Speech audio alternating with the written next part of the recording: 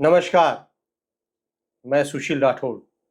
आप सभी का स्वागत है हमारे कार्यक्रम सवाल तो बनता है साहब। बदजुबान नेता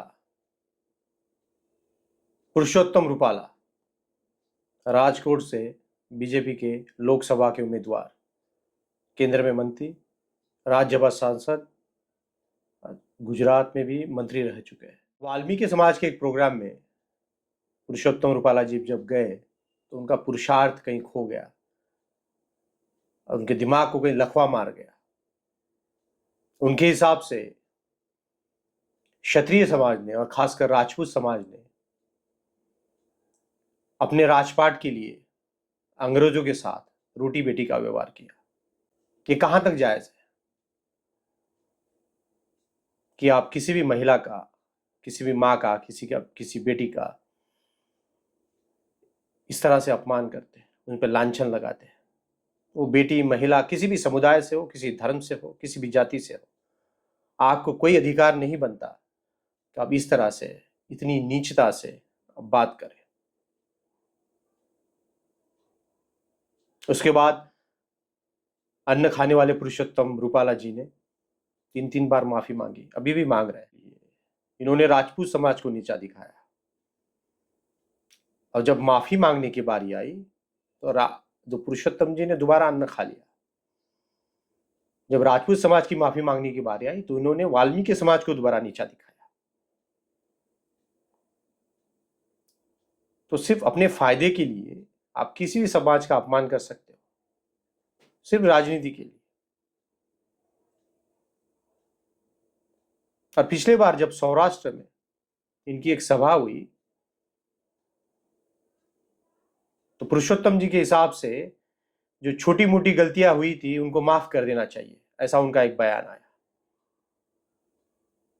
इस बयान से दुम हिलाने वाले पुरुषोत्तम की मानसिकता समझ में आती है।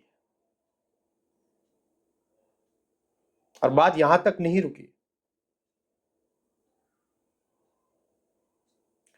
सौराष्ट्र के जूनागढ़ के भारतीय जनता पार्टी के जिला अध्यक्ष है किरीट पटेल, पाटीदार समाज से आते हैं। इन्होंने और एक बयान दिया। इनके हिसाब से पुराने जो राजा महाराजा हुआ करते थे, उनके जो पटरानी हुआ करते, वो लूली हो, बहरी हो, उनको जो पुत्र पैदा होता था वही राजा बन जाता था। और आजकल यही काम मतदाता से, वोट बैंक से होता है। फिर किरीट पटेल जी की भी आंखें खुली, जो आम इंसान की जैसे खुलती है उनकी भी आंख खुली। अन्न खाने वाले पटेल साहब ने भी फिर दोबारा माफी मांगी। और माफी मांगते वक्त आप देखिए, किरीट पटेल कहते हैं कि अगर उनसे कोई गलती हुई हो तो वो माफी मांगते हैं।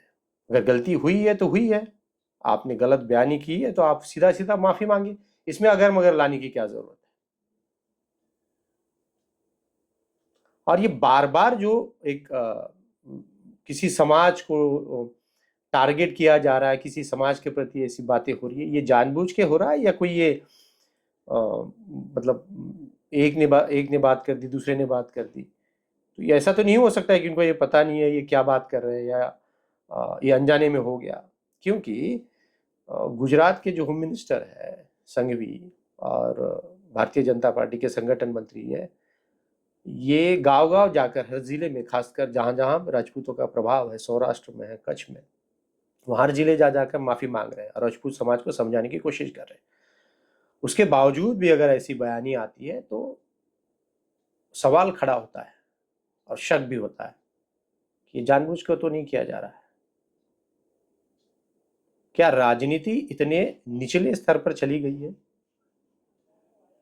कि आप किसी धर्म को, किसी समाज को इस तरह से टारगेट करें, और ऐसे समाज को जिस समाज का एक बड़ा नाम है, इनका एक गौरवशाली इतिहास रहा है और भारत में सामाजिक और आर्थिक तौर पर एक काफी सक्षम कौम है। अगर ऐसी कौम के साथ इस तरह का व्यवहार हो सकता है तो आप जो अदर कम्युनिटीज है, अदर जो जातियां है, ओबीसीज है, एससीज है, एसटीज है, उनके साथ क्या क्या हो सकता है। क्या सिर्फ वोटों के लिए, क्या सिर्फ हम लोग एक इस देश को या इस देश के लोगों को सिर्फ एक वोट की तरह या वोट बैंक की तरह देख रहे हैं? ये कहां तक जायज है? और ये राजनीति इस देश को दिन ब दिन खोखला करती जा रही है। तो इस पे सवाल बनता है। अब सवाल उठाइए और देखते रहिए हमारा प्रोग्राम। सवाल तो बनता है सर। जय हिंद।